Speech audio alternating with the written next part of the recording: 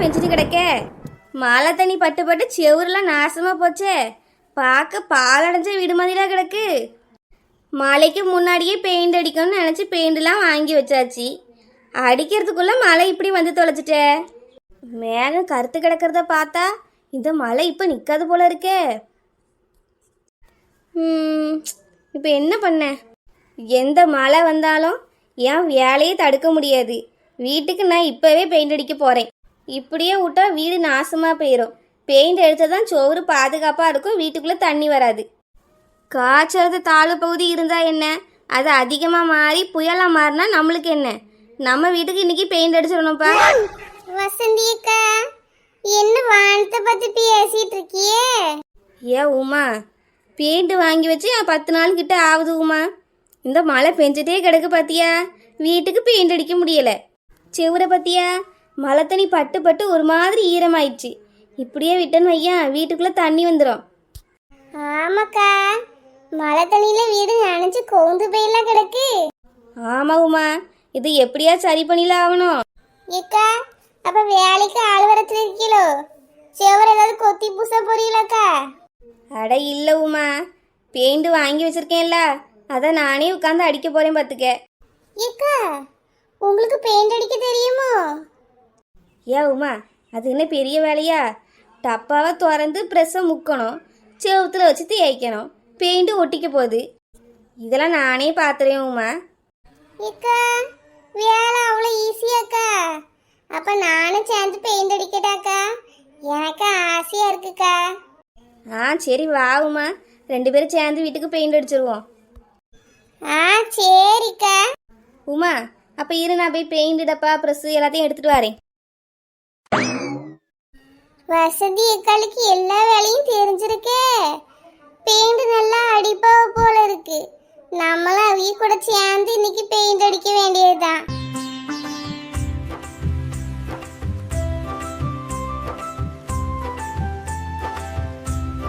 உமா, நல்ல பெயிண்டில் முக்கிய அடி உமா, அப்போதான் நல்லா பளபளன்னு இருக்கும்.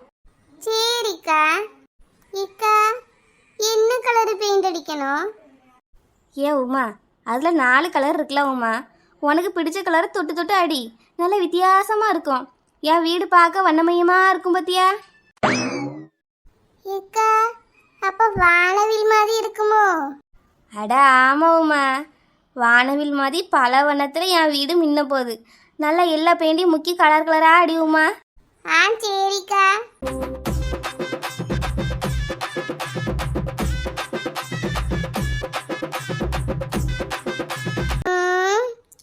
என்ன தேய்க்க தேய்க்க பெயிண்ட் ஒட்ட மாட்டேங்குதே. அச்சச்சோ, உமா முன்னாடி ரொம்ப பெருமையாக பேசிட்டோம், பெயிண்ட் அடிக்கிறதுலாம் ஒரு வேலையான்னு. இங்கே அடித்து பார்த்தா பெயிண்ட் செவுத்துல ஒட்டவே மாட்டேங்குதே. என்ன பண்ண? வசந்தி அக்கா. ஐயோ, கூப்பிடுதாலே, எதையாச்சும் சொல்லி சமாளிப்போம். உமா, என்ன ஏன் கூப்பிடுதா? இக்கா, பெயிண்ட் செவுத்துல தேய்ச்சி பாக்கேன், ஒட்டவே மாட்டேங்குதுக்கா. உமா, நீ மெதுவாக தேய்ச்சிருப்ப உமா, நல்லா அழுத்தி தேய், அப்போதான் பெயிண்ட் செவுத்துல ஒட்டும். இக்கா, என்னென்ன அழுத்தி தேய்ச்சாலும் ஒட்டலையேக்கா. ஒருவேளை நம்மளுக்கு பெயிண்ட் அடிக்க தெரியலையோ? உமா, அதெல்லாம் ஈஸியாக அடிச்சிடலாம் உமா. நீ பெயிண்டை நல்ல ப்ரெஸ்ஸு நிறைய முக்கி எடுத்து அடி, நல்லா செவுத்துல ஒட்டும் பார்த்துக்க. சரிக்கா. நம்ம தடவை அடிக்கும் பார்த்தியா, அதான் வேலை கஷ்டமாக இருக்கு உமா. ரொம்ப ஈஸி தான், மெதுவாக அடி, அடித்து முடிச்சிடலாம். சரிக்கா. அட அறிவு கெட்டவளுகளே, மழை இப்படி பெஞ்சிட்டு இருக்கு, யாராச்சும் பெயிண்ட் அடிப்பாவளா? பெயிண்ட் எப்படி உறிஞ்சு ஓடுது? எவனாச்சும் மழையில பெயிண்ட் அடிப்பானா? லட்சுமி, நீ ஏன் கத்திட்டு இருக்கா? என் வீடு, என் பெயிண்டு, நான் எப்போனாலும் அடிப்பேன். அட அறிவு கெட்டவளே, யாராச்சும் இப்படி நின்று பெயிண்ட் அடிப்பாவளா? லட்சுமி, இப்போ மழையில் பெயிண்ட் அடித்தா என்ன? பெயிண்டு புயல் மழை எல்லாத்தையும் தாங்குன்னு தானே சொல்கிறவ.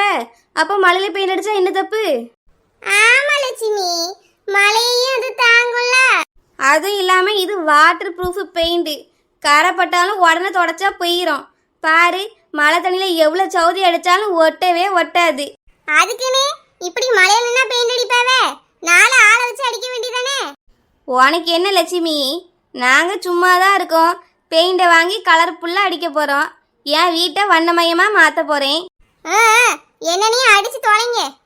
மழையில பெயிண்ட் அடிக்கிற ஆளையும் மண்டையும் பாருங்களா. ஏன் லட்சுமி, பெயிண்ட் கட்டியா இருந்தா தண்ணியை ஊற்றி தானே கலக்கி அடிக்காவே.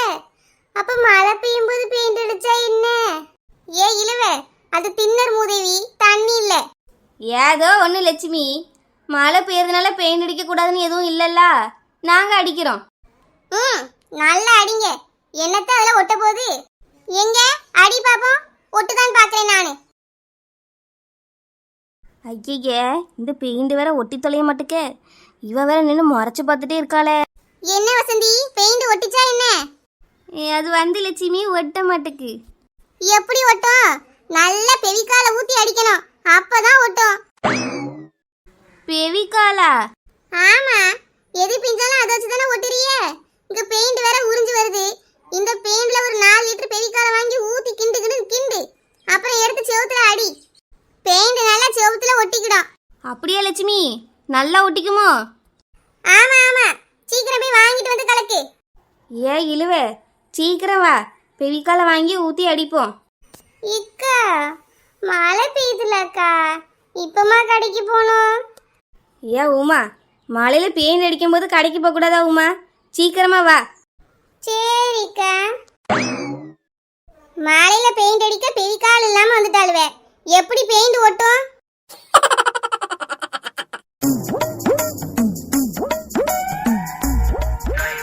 அம்மா, 4 நாளா ஒரே மழை, ஒரு துணி துவைக்க முடியல. புயல் அந்த வருது இந்த வருது, கரையை கிடக்குதுங்க. ஒரு நேரமும் புயல் ஓஞ்சப்பாடு இல்ல. இப்படி மழையே பெஞ்சிட்டு இருந்தா துணி என்னென்ன துவைக்கிறது? இன்னைக்கு எப்படியாவது துணியை துவைச்சு காய வச்சு எடுத்துடணும். 10 நாளா மழை பெஞ்சு மழை தண்ணி எல்லாம் வீணா போகுதுப்பா. இன்னைக்கு துணியை துவைச்சிட்டு மழை தண்ணியெல்லாம் பிடிச்சு துணியை அலசி எடுத்துடணும். மழை தண்ணி வீட்டுக்குள்ள வந்திருக்கலாம், அழகா வீட்டையும் சேர்த்து கழுவி விட்டுருப்பேன். அது வாசலோடயே நின்று போச்சு. எல்லா வேலையும் அந்த ஆளை கிடைக்குதப்பா. இன்னைக்கு எப்படியாவது துணியெல்லாம் துவைச்சு காய வச்சு மடிச்சிடணும். இந்த பிள்ளை சத்தியா என்ன பண்ணுதுன்னு தெரியலையே. இடி இடிக்குது, டிவியை ஆஃப் பண்ணாம ஆனெல்லாம் பார்த்துட்டு இருப்பா. ஏ சத்தியா, ஏப்ல சத்தியா, ஏ சத்தியா. எம்மா, ஏம்மா கத்திட்டே இருக்கா? சத்தியா, என்ன பண்ணிட்டு இருந்தா? ஏம்மா, டிவி பார்த்துட்டு இருந்தேம்மா. பிக் பாஸ் ஓடிச்சுல, அதான் பார்க்குறேன். பிக்கு பாக்ஸை பார்த்தியா? அதே பார்த்துட்டே ஆள. எம்மா, பிக்கு பாக்ஸ் இல்லம்மா, பிக் பாஸ். என்ன இளவோ, அதையே பார்த்துட்டு அதுவே உனக்கு சோறு தரும், உன் துணியெல்லாம் துவைச்சு போடும்.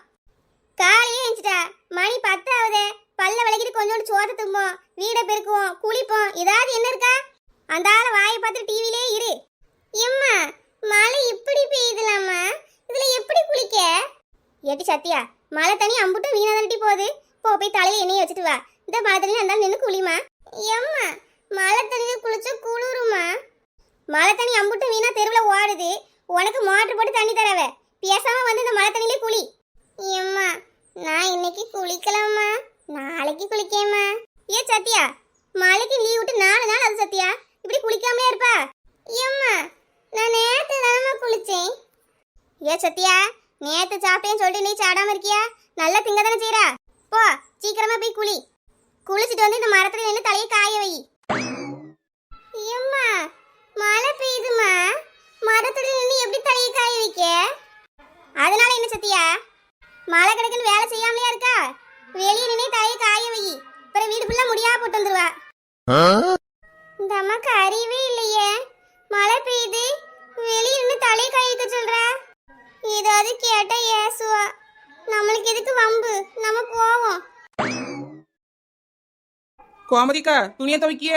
ஆமா சின்ன பொண்ணு, என்ன செய்யமா? மழை பெஞ்சாலும் துணி துவைக்காமே இருக்க முடியும்? ஒரு நாள் பெஞ்சா பரவாயில்ல, அது பாட்டுக்கு பெஞ்சுக்கிட்டே கிடக்கு. வெயில் கூட எப்படி வாழை பழகணுமோ அதே மாதிரி மழை கூடயும் வாழை பழக வேண்டியதானம்மா. நீங்க சொல்றது சரிதான்க்கா. அதான் சின்ன பொண்ணு, நீ பெஞ்சா பெஞ்சிட்டு கடை, நான் என் அம்படுக்கு துணி துவைக்க போறேன்னு சொல்லி துவைச்சிட்டு இருக்கேன். அதுவும் சரிதான் கோமதிக்கா, நானும் காலையிலேயே துணி துவைச்சு காய போட்டுட்டேன். மழை பெஞ்சா என்ன கோமதிக்கா, மாலையிலேயே துணி துவைப்போம், வண்டியை கழுவுவோம், வீட்டை கூட்டுவோம், வீடை கழுவுவோம், செடிக்கு தண்ணி ஊற்றுவோங்க்கா. எல்லா வேலையும் பண்ண வேண்டியதானே? ஆமா சின்ன பொண்ணு, மழையோடு வாழ பழக வேண்டியதுதான்.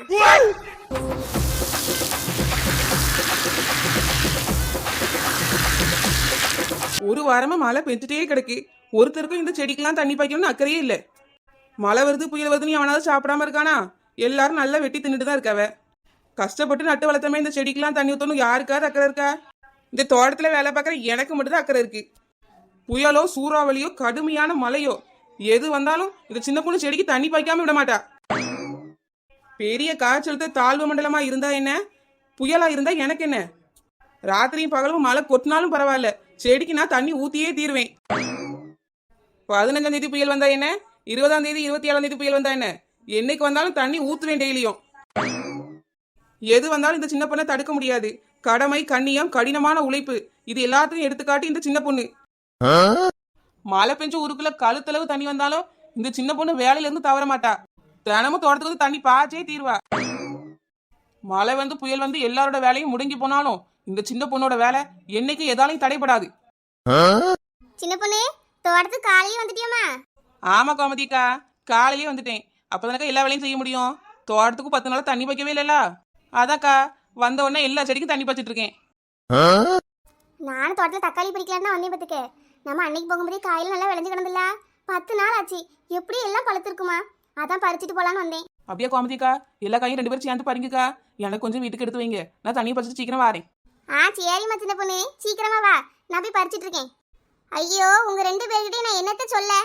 லட்சுமி என்னாச்சுமா? கோமதிக்கா அந்த வளர்ந்த மாடுக்கு தான் அறிவுல நினைச்சேன், உங்களுக்குமாக்கா இல்ல? லட்சுமி ஏமா அப்படி சொல்லியா? இக்கா 10 நாளா மழை பெய்யுதுக்கா, தக்காளி செடி எப்படிக்கா இருக்கும்? அப்பவே தண்ணிக்குள்ள முங்கி அழுகி போயிருக்காது. இதுல காய் பறிக்கேன்னு சொல்லி நீங்க வேற கிளம்பி வரியே, தோணைக்கு என்னையும் கூட்டுக்கிட்டு வரியே. அது கூட பரவாயில்லக்கா, 10 நாளா மழை பெஞ்சிருக்கு, எல்லா செடிக்கும் தண்ணி கண்டிப்பா பாஞ்சிருக்கும். இது கூட தெரியாம இந்த வளர்ந்த மாடு தண்ணி பச்சிட்டு இருக்கா. இதுல காலையிலேயே வந்து பாய்க்கிறேன் பீத்த வேற செய்யறா. உங்க 2 பேர்கிட்ட நான் என்னத்தக்கா சொல்ல, மூளையே இல்லாத மாதிரி வேலை பாக்கிய. ஏ கலக்குருவி, பார்த்து பேச பாத்துக்க, நீ மட்டும் யோக்கியமா? ஏன் நான் என்ன பண்ணேன்? உங்க 2 பேரையும் மாதிரி மல்ல துணி துவச்சு காய போட்டனா, இல்ல செடிக்கு தண்ணி பாய்க்க வந்தனா, இல்ல இல்லாத செடிக்கு தக்காளி பறிக்க வந்தனா? ஏ கலக்குருவி, எனக்கு ஒண்ணும் தெரியாதுன்னு நினைச்சிட்டு இருக்கியோ? உனக்கு அப்படி என்ன தெரியும்? நான் என்ன பண்ணிட்டேன்? நீ அந்த 4 முடி கூட சேர்ந்து செவுத்துல பெயிண்ட் அடிச்சியாமே. என்ன சொல்ற சின்ன பொண்ணு, பெயிண்ட் அடிச்சாளா? அட ஆமா கோமதிக்கா, பெயிண்ட் அடிச்சாலாம். செவுத்துல பெயிண்ட் ஓட்டலன்னு பிவிக்கால வாங்கி ஊத்தி அடிச்சாலும்லக்கா. என்ன சின்ன பொண்ணு இதெல்லாமா நடந்துச்சு? மழை பெஞ்சு செவுரு நனைஞ்சு போய் கிடக்குமா, அதுலயே பெயிண்ட் அடிச்சாலே? அட ஆமா கோமதிக்கா, அங்க போய் பெயிண்ட் அடிச்சிட்டு தான் இங்க வந்து நம்ம சண்டைக்கு வரா. ஏன் வளர்ந்த மாடு நீ சும்மா இரு, செவுத்துல பெயிண்ட் ஒட்டல, அதான் பெய்கால வாங்கி ஊத்தி அடின்னு சொன்னேன். இது ஒரு குத்தமா?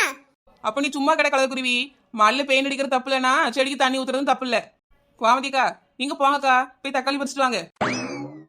ஆமா போங்க போங்க, இல்லாத செடியே இருக்குன்னு நம்பிட்டு போங்க. அங்க ஒண்ணு இருக்காது, ஆன்னு வாயை பார்த்துட்டு திரும்ப வாங்க.